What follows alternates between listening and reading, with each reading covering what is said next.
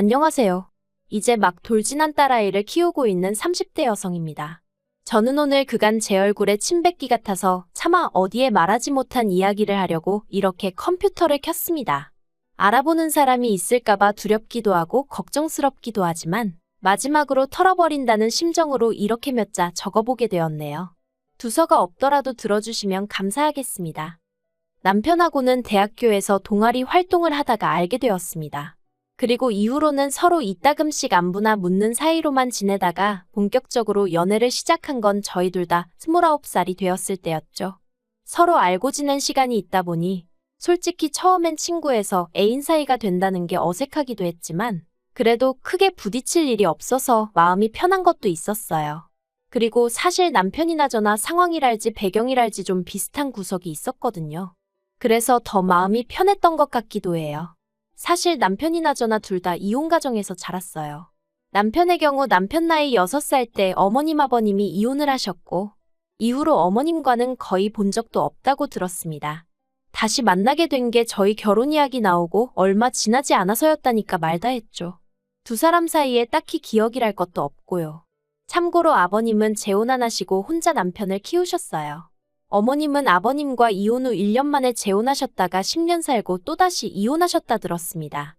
이후로는 본인 말씀으로 자유로운 영혼처럼 사셨다는데 이건 여담이지만 60도 넘으신 여사님 입에서 자유로운 영혼처럼 살았다는 건 무슨 뜻일까 하는 생각이 잠깐이지만 들었고 별로 좋게 들리진 않았어요. 아마 이미 이때 제가 어머님에 대해서 별로 좋은 감정이 아니었는지도 모르겠습니다. 내 남편의 어머니라곤 해도 내 남편을 키워주신 분은 아니라서 그랬는지 아니면 제 처지와 비슷해서 그랬는지도 모르겠어요. 저희 친정부모님은 제가 중학교 때 이혼을 하셨고 이후로 저는 친정어머니 손에서 자랐습니다. 그래도 저는 고생은 많이 안 했어요. 외가 쪽에 재산이 있어서 외조부모님이 친정어머니랑 저를 많이 챙겨주셨거든요. 그래도 친정어머니는 마음고생은 많이 하셨을 테지만요. 그리고 저 또한 남편처럼 친정아버지에 대한 기억이 별로 없어요. 이혼 후 친정어머니 말씀으로는 양육비는 한 1년 정도 보내다 말았고 이후로는 어디 가서 새살림이라도 차렸는지 아니면 죽었는지 소식을 전하지 않더랍니다. 친정어머니는 그런 친정아버지가 야속했지만 굳이 찾으려고 하진 않으셨대요. 아무튼 이런 배경이 비슷하다 보니 소위 서로 척하면 척하고 알아들었고 그게 너무 편하고 좋아서 결혼까지 결심했어요. 그런데 결혼식 날짜 잡고 식장까지 다 결정되고 나서야 남편이 어머님하고 연락이 닿았다는 이야기를 전해왔고 솔직히 저는 혼란스러웠습니다. 저에겐 없을 줄 알았던 시어머니라는 존재가 생긴 것도 얼떨떨했고 남편도 그다지 기뻐 보이지 않았거든요. 그런데 더 황당한 건 어머님께서 저희 결혼식에 그것도 혼주석에 앉고 싶어 하신다는 사실이었어요. 사실 저는 친정아버지가 안 계시니 남편과 같이 입장하려고 했고 화촉점화는 이미 아버님과 저희 친정어머니가 하시는 걸로 생각하고 있었거든요. 그런데 갑자기 생각지도 못한 어머님이란 존재가 나타나서 감나라 배추나라 하니까 솔직히 달갑지 않았습니다. 하지만 거기까지도 그러려니 하고 이해하려 했어요. 어쨌든 어머님께는 저희 결혼식이 큰 의미겠구나 싶어서요. 그런데 그게 다가 아니었습니다. 남편이 전하길 어머님이 당신 친척들과 지인들도 부르고 싶어 하신다는 거예요. 20년 넘게 얼굴은커녕 서로 소식도 모르고 지냈던 사람들을 말이죠. 그리고 그때부턴 솔직히 어머님이 도대체 저희 결혼식을 뭐라고 생각하시는 건가? 짜증도 나고. 그래서 결국 하객의 머릿수를 이유로 어머님께 친인척분들까지 모실 자리가 없을 것 같다고 말씀을 드렸습니다.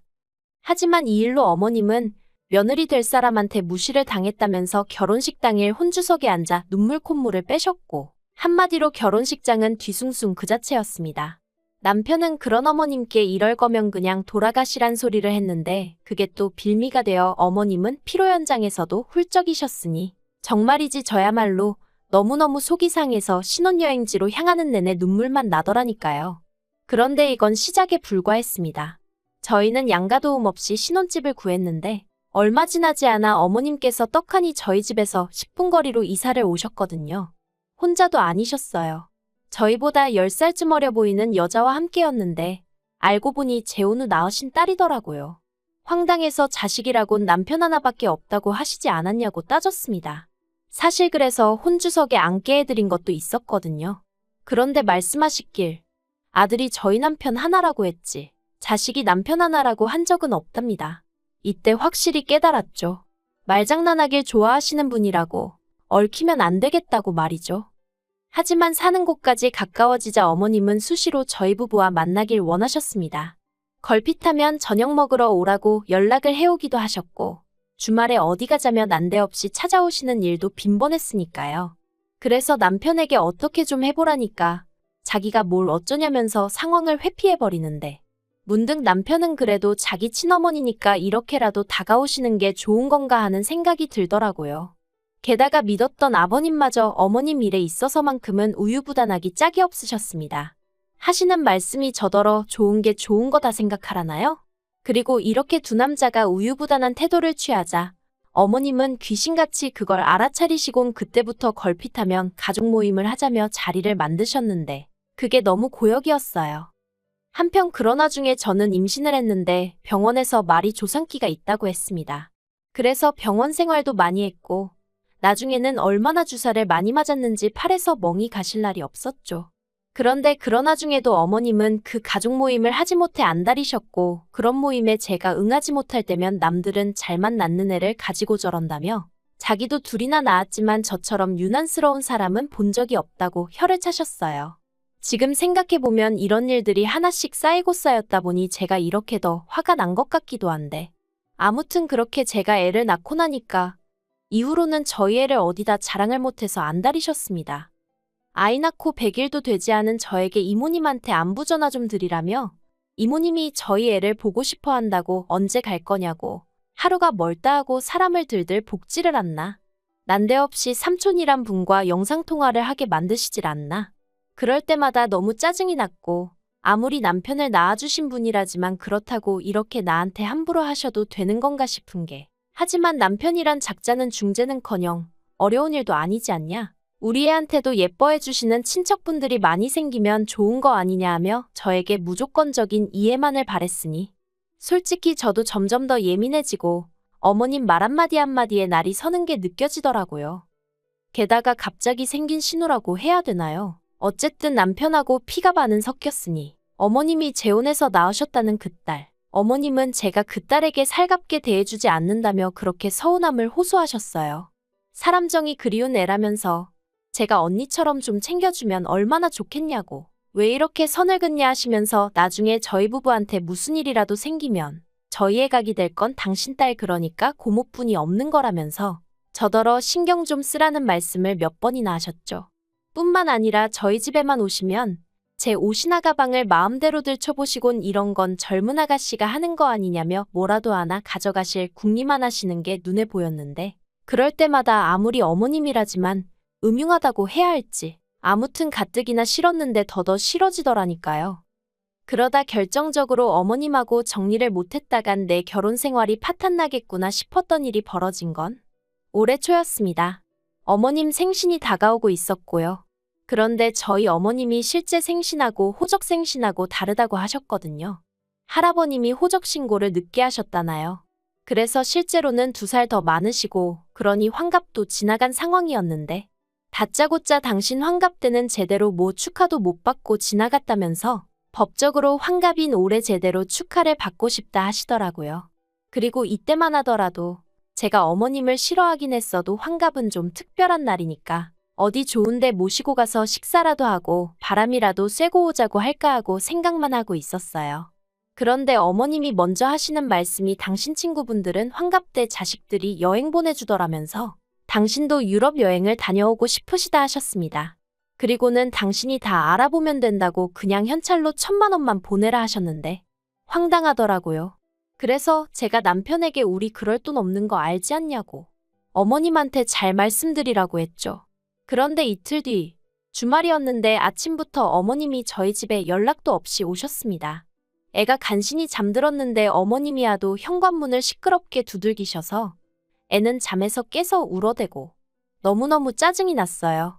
그래도 짜증을 억누르고 현관을 열었는데 어머님이 다짜고짜 저한테 삿대질을 하시면서 저더러 시애미를 무시해도 정도가 있는 거라며 저더러 시집 올 때 해온 게 뭐가 있냐입니다. 예단 하나 제대로 해왔냐고요. 예단이나마나 양가 도움 일체 안 받고 한 결혼이었어요. 저라고 뭐 예물 하나 받은 거 없습니다. 그래도 저는 아버님 양복 한 벌은 맞춰드렸지만 전 정말 가락지 하나 받은 게 없어요. 결혼 반지도 저희 둘이 돈 합쳐서 샀으니까 서로 사줬다면 사준 거지 받았다는 표현은 지나치죠. 그런데 뜬금없이 어머님이 예단 타령을 하시니 얼마나 어이가 없던지. 하지만 어머님은 계속해서 원래 결혼할 때 며느리가 시애미한테 백 하나 밍크 한 벌 정도는 해주는 게 기본 아니냐. 그런데 넌 그것도 입 싹 닫고 넘어가 놓고 시애미 환갑이라 여행 좀 보내달라는데 그것도 못한다고 그러냐. 너 그럴 거면 내 아들하고 결혼해 했냐.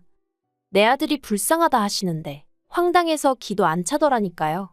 그런데 그 와중에 남편은 어머니 참으세요. 저희가 죄송해요.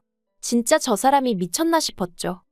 그리고 그렇게 한바탕 난리를 치고 어머님은 언제까지 돈 보내놔 한마디 남겨두신 채 당신 집으로 돌아가셨고 저는 남편한테 진짜 실망이라고 했습니다. 할 소리가 그거밖에 없었냐고 당신은 이게 말이 된다고 생각하냐고 따졌죠. 그랬더니 남편이 그간 못 받은 효도 받고 싶어 저러시는 모양이라며 자식된 도리에서 우리가 좀 이해해드리잡니다. 원래 나이 들면 애가 된다지 않냐면서. 다 늙은 어머님 이겨서 뭐 하겠냐고요. 그래서 제가 이제 와서 무슨 효도가 받고 싶으신 거냐고. 내가 차라리 아버님이 저렇게 나오시면 이해를 하겠지만 당신 크는 동안 코빼기도 안 비추셨다면서 이제 와서 뭘 바라시는 거냐고 화를 냈어요. 그랬더니 남편이 저더러 네가 왜 성질을 내냐입니다. 어머님이 자기를 안 키웠지 절 안 키운 거 아니지 않냐면서 화를 내도 자기가 내야지 왜 제가 내느냐고. 저더러 오바 좀 하지 말라나요. 순간 망치로 머리를 한 대 맞은 듯 했습니다. 저는 남편이 저고 제가 남편이란 마음으로 살았어요. 부부란 그런 거다 생각했으니까요. 그런데 남편이 먼저 너는 너 나는 나 하고 선을 딱 그어주니 허탈하기도 하고 허무하기도 하고. 하지만 이내 정신을 차렸습니다. 남편 뜻이 정 그렇다면 저야말로 더는 신경 쓸 필요가 없다는 뜻 아니겠어요? 그래서 남편더러 당신 말이 맞다고 당신 어머님인데 내가 왜 열불을 내느냐고. 앞으로 그러니까 당신 혼자 잘 챙겨드리라 했습니다. 나는 남이니까 손 떼겠다고요. 그런데 그리고 한 이틀 정도 지나서 남편에게 장문의 문자가 왔어요. 그때 말을 그렇게 해서 미안하다고 자기는 저랑 저희 애가 가장 소중한 애 어쩌네 하면서 말이죠. 솔직히 진짜 그 문자 받고 생각이 많아지더라고요. 진심일까 싶다가도 또 뭐 아쉬운 소리 할 게 남아서 저러나 싶기도 하고. 그래서 저도 그간 제 안에 쌓여있던 이야기를 다 해버렸어요. 어머님과 남편에게 왜 기분이 나빴는지랑 앞으로 바라는 바랑. 그랬더니 전화기 너머로 남편이 한숨을 푹 쉬더니 자기가 집에 가면 얘기하자고 하더라고요. 그런데 막상 집에 와서는 제 눈치만 살살 살피더니 기껏 한다는 말이 그래서 어머님 드리기로 한 1,000만 원은 어떻게 할지 생각해봤냐는데 진짜 욕이 절로 나오는 거예요. 그래서 1,000만 원이 아니라 당신이랑 이혼할지 말지 그 생각만 해봤다고 쏘아붙였습니다. 그리곤 이제 보니 역시나 당신 정신을 하나도 못 차린 것 같다고. 그렇게 어머님이 좋으면 어머님하고 가서 살라 했죠.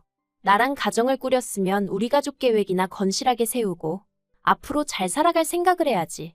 어머님이 앞으로 당신 앞날을 책임져 주실 것 같냐? 뭐만 하면 생사도 모르고 살던 일가 친척까지 다 튀어나오는 마당에 그거 다 수발 들으며 살 거냐? 나는 그렇게 못 산다 했어요. 그랬더니 남편이 그러지 말고 일단은 어머님 생신부터 챙겨드리고 이후에 차근차근히 이야기해보잡니다. 자기가 아는 한 어머님 그렇게 나쁜 분 아니라면서. 그리고 저더러 항상 외동딸이라 외롭다 하지 않았냐? 이제 신우도 생겼으니 좋지 않냐며? 무슨 상황이든 긍정적으로 보려는 노력을 좀 해보라나요? 마치 저를 무슨 어린아이 타이르듯 달래려드는 남편을 보고 있으니 정말 너무너무 화가 나는 게. 그래서 다 필요 없다고 더는 복잡한 당신 집 구석하고 얽히기 싫다 했습니다. 그리고는 결국 저희는 이혼했고요. 이혼하고 나서 한 달에 한 번 남편에게 아이를 보여주게 되었는데 언젠가 한 번 어머님이 같이 오셨습니다. 예상치 못한 상황이었지만 어쨌든 핏줄이라 보고 싶어 오셨다는데 내칠 수가 없어 보여드렸고 그러면서 이런저런 대화가 오갔는데 제가 어머님 때문에 이혼했다 했어요. 남편이 정말 입을 떡 벌리고 저를 쳐다봤고 어머님은 금시초문이셨나 봅니다. 당신 때문이라곤 상상도 못하셨던 모양이에요. 그래서 모르셨냐니까 자기가 뭘 어쨌다고 자기 탓을 하냐며 방방 뛰시대요. 그래서 그냥 그렇게만 알고 계시라 했어요. 어머님만 남편 인생에 나타나지 않으셨으면 이 사람 지금 저랑 잘 살고 있었을 거라 했죠. 그리고 어머님이 저한테 뭐라고 욕을 하신 것 같은데 별로 귀담아 듣진 않았어요. 어머님이 정말 남편에 대한 애정이 남아있으시다면 제 그 말이 계속 맴돌고 생각나겠죠? 그리고 남편이 힘들어할 때마다 당신 때문인가 하고 자책도 하게 되실 거예요, 그렇죠? 꼭 그러셨으면 좋겠어요. 어머님 때문에 졸지에 저도 이혼녀 딱지 달고 우리 애는 또 남편이나 저처럼 이혼 가정에서 자라게 되었으니 어머님만큼은 죽는 날까지 한껏 죄책감을 느끼며 사셨으면 좋겠습니다.